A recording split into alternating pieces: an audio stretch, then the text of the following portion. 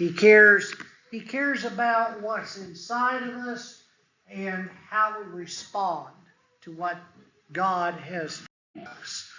Today I want to talk about running on flat tires. Now, I've been running on flat tires all week. I'm tired, I'm worn out, and I'm cranky, and my family can vouch for it. Hebrews chapter 4, though. Hebrews chapter 4 and verse 15, I'd like to begin us with that particular reading. This was requested by Grandma Sue. I did this lesson a long time ago at Merrill's Ridge and recently redid it. She asked if I had done this at 2nd Street. I guess she asked Cole if I'd done this at 2nd Street. And he didn't remember it, so she said, Tom, would you do that lesson again at 2nd Street? Hebrews chapter 4 and verse 15, the Hebrew writer says this, it's very important. For we do not have a high priest who is unable to sympathize with our weaknesses, but one who in every respect has been tempted as we are, yet without sin. Now, this to me is just an absolute classic. We got a flat tire, but he has what on the back of the truck? He has an entire load of tires on the back of the truck, and yet one flat tire on the truck. Sometimes we are that way in our life. The answer may be closer at hand than what we would anticipate.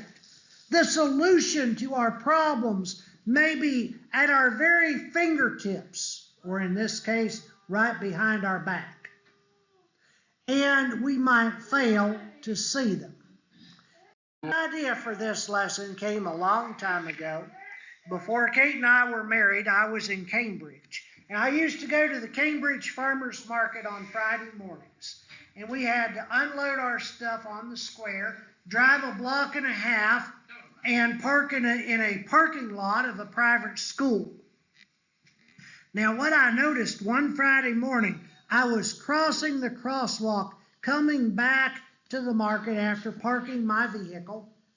And I was standing at the crosswalk. It was a beautiful summer day, and I could hear it. Long before I could see it, blocks away, I could tell that whatever I was hearing was traveling at a very high rate of speed, and it sounded like nothing I've ever heard before in my entire life. The noise was absolutely deafening, and just to the west of where I was, the hill comes up by the First United Methodist Church of Cambridge. And as it crested the hill, I saw a pickup truck that looked to me like the driver must certainly be drunk because the truck was weaving from side to side, traveling. The speed limit on Steubenville Avenue in Cambridge is 35 miles an hour. Now, Daniel mentioned the law about speed limits this morning in Bible class. Ruth wasn't here to take notes, but there's a law about speed limits. And this truck was doing, I believe, well over 35 miles an hour. But what I noticed about the truck and where the deafening noise was coming from was not only was one of the rear tires flat, but there was nothing left. Not even a remnant of rubber on the rim. And this rim had been bent beyond all recognition of a rim. Have you ever heard of a square tire? That's what this rim reminded me of, was a square, and it is going around and around, and sparks are flying from the wheel. Naturally, it was a woman driver behind the wheel struggling with this, because any man with common sense and tools would have changed the tire. I didn't have to wonder where this woman was heading. You see, on the east end of Cambridge, on Steubenville Avenue, or just off of Steubenville Avenue, is Tire America. At least she had the good sense to know where to head with a flat tire. What struck me was it was taking all of this poor woman's ability to not only keep the truck on the road, But I then realized why the high rate of speed. Slow down, she'd never get her rolling again. Or she'd just simply probably go in a circle. Sometimes we're like that in life. Sometimes we're struggling just to maintain. The thing is, trying to run on flat tires is very difficult. Trying to run on a metal rim with 3 rubber tires is very difficult. You know, the thing is, that lady that was steering that truck, she never looked to the left. She never looked to the right. She completely blocked out. There were 3 or 4 of us on the crosswalk sitting there going, she went past. She had tunnel vision, and it took everything she had just to maintain her direction.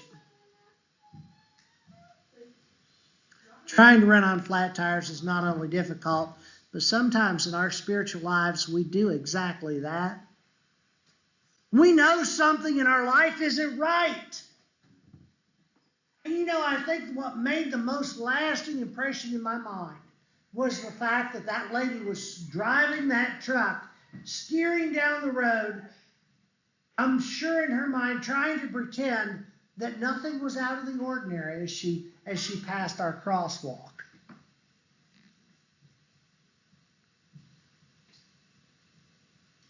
We try to ignore problems in our lives. A lot of times that's what we do. We try to ignore problems in our life and act like there's nothing wrong. You know, I've got a little, as I start down the road in the van in the mornings, there's a little, on the one backside, passenger backside, that goes, da-thump, da-thump, da-thump, da-thump. I started out, I left Mosey Yoder's the other day. Mosey and Simon were in, and Simon's like, is everything all right? I'm like, yeah, let me get a little faster. That thump will go away. I'm pretty sure I've got a tire that's got a knot on it somewhere. I haven't found it yet. I'm actually waiting until it goes away. Not really. Will that work? It won't work, will it? It won't work to wait until that goes away because, you know, pretending something's not wrong when it really is never fixes the problem. So the reality is, sooner or later, it's got to go to the tire shop. You know, sometimes there's what we call carnality in our lives, which is kind of like ignoring something that shouldn't be ignored. 1 Corinthians chapter 3. You'll turn there with me, see what the Apostle Paul has to say in 1 Corinthians chapter 3 and in verse 3. Paul says, for you are, let's back up to verse 1.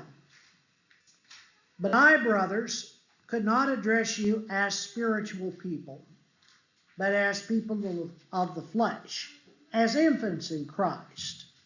I have fed you with milk, not with strong food, for you were not ready for it, and even now you are not ready. For you are still of the flesh. For while there is jealousy and strife among you, are you not of the flesh, behaving only in a human way? Then he talks about preacheritis. He says, for one says, I follow Paul, and another, I Apollos. Are you not being merely human? What is Apollos? And what is Paul? Servants through whom you believed, as the Lord assigned each one. I planted, Apollos watered, but God gave the growth. Paul says, he's chastising the Corinthian Christians. He says, you're carnal. You're physical people. Well, in fact, he says, you got jealousy issues. You got strife in the church. Say something I learned a long time ago. Jealousy and strife rarely go away. They're like a broken cord in a tire. They're sitting there and you might move forward, but sooner or later something's going to pop and you're going to have a flat tire. Maybe the tread will peel off. Sin. We ever try to ignore sin in our personal lives? Friends, go back with me to the book of Isaiah chapter 57. In Isaiah chapter 57 verse 20, Isaiah says this. Isaiah says, but the wicked are but the wicked are like the tossing sea, where it cannot be quiet, and its water toss up mire and dirt. There is no peace, says my God, for the wicked. Do you ever have sin in your life and you lay awake at night with a guilty conscience? And then you get up in the morning and you push it off instead of taking care of the problem? It's like running on flat tires. Not addressing the problem is waiting for a flat. And then, these things build. First we have carnality. We're human. We have a mind of the flesh. We mind the things that gives us pleasure and ignore the spiritual things. Then we have sin in our lives, and instead of addressing the problem, we think it's going to go away. And then pretty soon we harden our hearts to the very fact that we have a problem. The Apostle Paul says it's possible for us to sear our conscience with a hot iron. It means we've burned ourselves beyond feeling. The wise man in Proverbs chapter 1 and in verse 24 makes a comment on this. Solomon says, Proverbs 1:24, because I have called and you refuse to listen. I've stretched out my hand and no one has heeded. God sometimes he feels like a mechanic. Puts a sign up, Tire America. How many times do you and I drive past a tire shop and we really are in need of a set of tires? You know what? When I go to pick Mosey up for work and I got that little thump as we start out and the van kind of gives a little wibble wobble. I go pick Mosey up in Beverly. I usually get my tires either in Beverly or Marietta. I drive past tire shops every day. Yesterday I drove past tire shops thinking, I'll catch it next time. Maybe the mistake is putting off tomorrow what we could take care of today. Solomon goes on, he says in verse 26, I also will laugh at your calamity. I will mock when terror strikes you. Or when terror strikes you like a storm and your calamity comes like a whirlwind. When distress and anguish come upon you. You know what God says? If you ignore me and you ignore all of the things that you need to take care of in your life, God is going to sit back and laugh. He's going to laugh at you and you're going to be just as comical to God as if someone were driving up the road without a tire.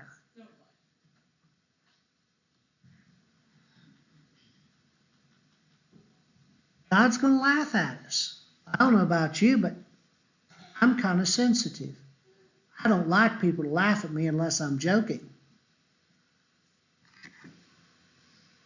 So when we have a problem, better to get that taken care of. Just like the woman in Cambridge driving with the flat tire, we need to head to the repair shop when we've got a problem. And where do we go? As Christians, where do we go when we have a problem in life? All too often, it's easy for us to turn to someone for advice that may not be qualified. to offer advice because we might be too embarrassed to seek it at the right place. Maybe we got a flat in our life and it needs repaired. Wouldn't it be funny? Wouldn't it be funny to go to the dollar store and look for a tire? Dollar store carries lots of things, but they don't carry tires. Wouldn't it be funny to go down to Kroger's and look for a tire? Maybe there's a Kroger somewhere that sells tires, but not in Marietta, and certainly not in Cambridge. No, when we need something, we'd better go to the right place to get it fixed. Matthew chapter 11, verse 28, Jesus says this, "Come to me, all who labor and are heavy laden, and I will give you rest." Oh, what a relief it must have been when that lady got to the tire shop. I can only imagine the sigh of relief as she clatters into the parking lot and turns the keys over to somebody else to try to get it into place. And she can relax in a chair in the waiting room. See, that's what it is. When we need something, we need to go to Jesus as Christians. He is the best repair shop around. Now, the thing is, sometimes we might not know exactly what we need, but Jesus does. We'll go back to the book of Isaiah for just a moment. You know, Israel needed a repairman. They were in horrible shape. Instead of 57, I want to look at 55. Isaiah chapter 55 and in verse 1. Isaiah says this, "Come everyone who thirsts, come to the waters. He who has no money, come buy and eat. Come buy wine and milk without money when without price. Why do you spend your money for that which is not bread, and your labor for that which does not satisfy?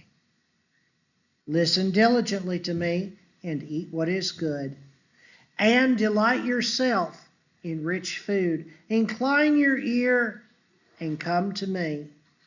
Hear that your soul may live, and I will make with you an everlasting covenant, my steadfast, sure love for David. Behold, I made a witness to the peoples, a leader and commanders for the peoples. Behold, you shall call a nation that you do not know, and a nation that did not know you shall run to you, because of the Lord your God and of the Holy One of Israel, for he has glorified you. Seek the Lord while he may be found, call upon him while he is near. Let the wicked forsake his ways, and the unrighteous man his thoughts. Let him return to the Lord, that he may have compassion on him, and to our God, for he will abundantly pardon." You know, the thing with God, though, when things is not right in our life, when things go horribly wrong, God fixes far more than flats. He's not a specialized mechanic with one area of service. God takes care of all of his people, and all of our needs are within his hand. See, sometimes I think that when we are sick, spiritually sick, when we're upset or depressed, sometimes I think we seek comfort and consolation in the wrong places. Satan is there tempting us to seek comfort in places we shouldn't. Things that give no comfort, substance abuse, and things of that nature. And yet the Apostle Paul in Ephesians chapter 4 and in verse 7 says, "But grace was given to each one of us according to the measure of Christ's gift. Therefore it says, when he ascended on high, he led a host of captives, and he gave gifts to men. Drop down to verse 12 in the same chapter, where the Apostle Paul says he has a purpose for each one of us. He says to equip the saints.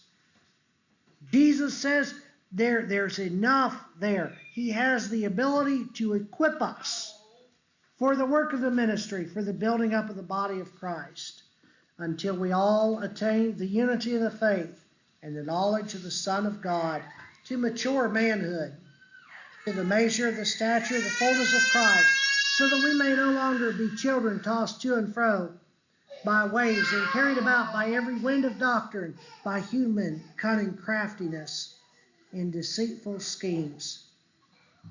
Rather, speaking the truth in love, we may grow up in every way to him who is the head of Christ, from whom the whole body, joined and held together by every joint with which it is equipped, when each part is working properly, makes the body grow so it builds itself up. Love.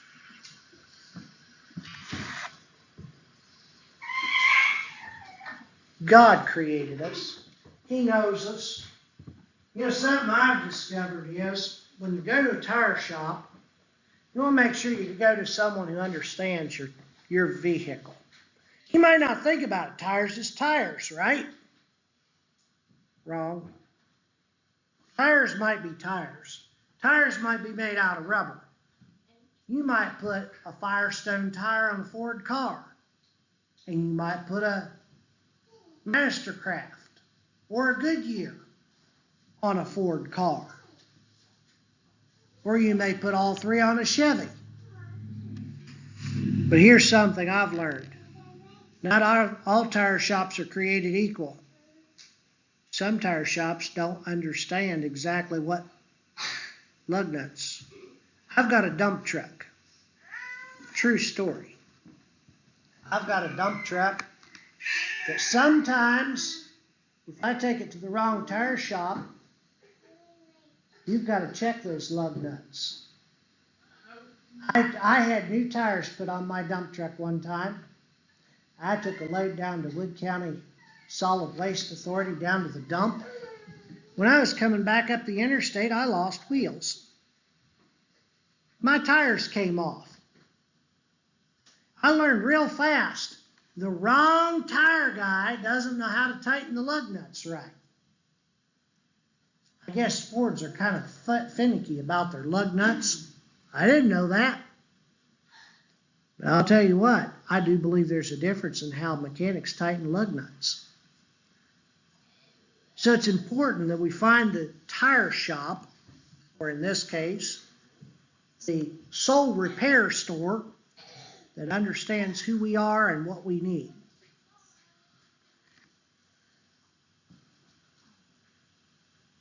You know something I also discovered about my dump truck? I can tell you when the lug nuts are loose.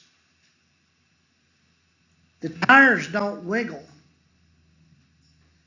But when you put that truck from park into reverse, you can hear a little clink when the lug nuts are not tightened right.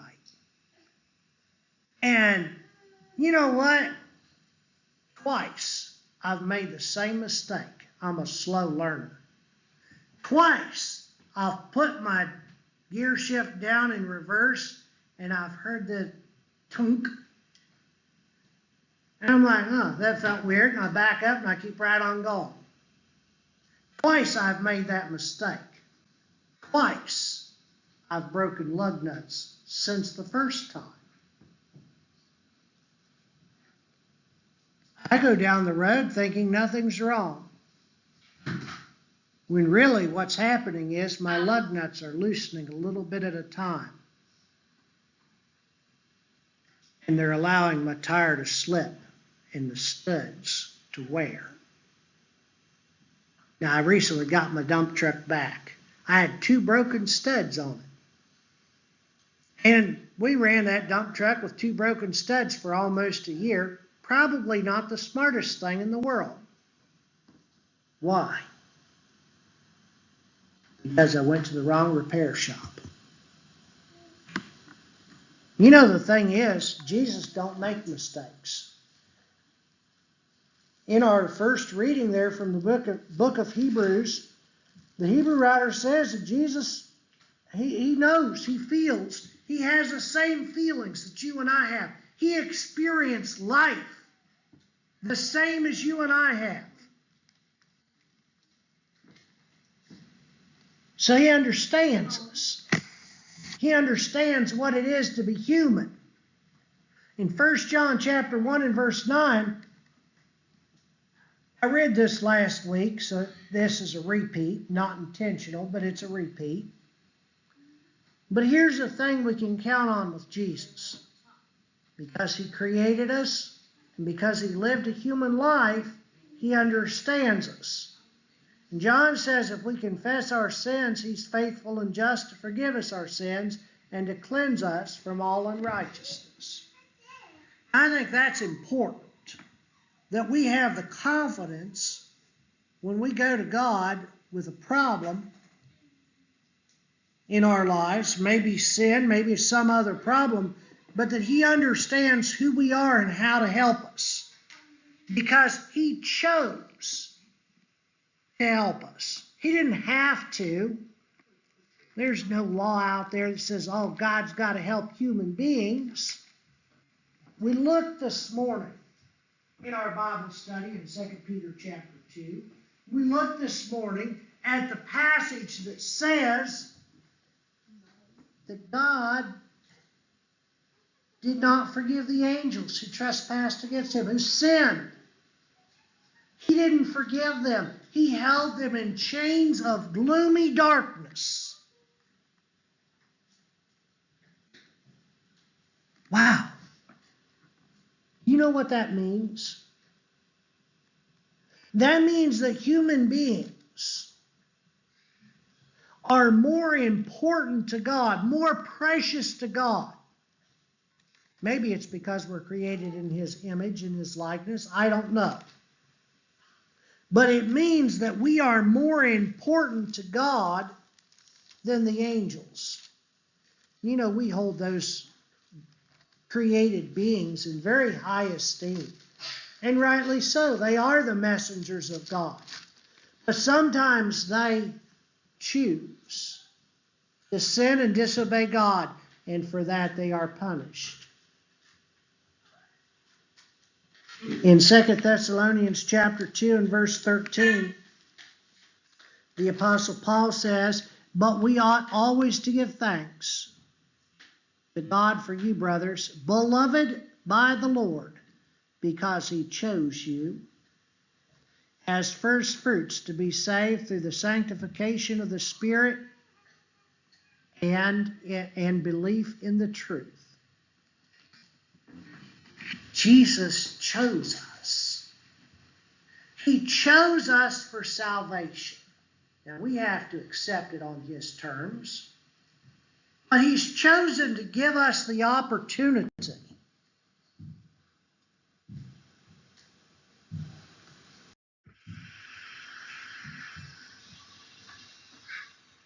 You know, the Apostle Paul, in Acts chapter 22, as he was recounting his salvation experience, the experience that he had of becoming a Christian. He recounts that in Acts chapter 22. And I want you to notice what he says. In Acts chapter 22, I don't want to just catch verse 16. I want to back up to verse 12. And one Ananias, a devout man, according to the law, well spoken of by all the Jews, lived there. This is a Christian man living in Damascus. He's well thought of by the Jewish people, a solid man. Paul says he came to me and standing by me said. Now, what Paul doesn't tell you here in this passage, but we know from another time he tells the account, Ananias didn't want to go. Ananias said, no, I've heard many things about this man, how he's come to imprison Christians.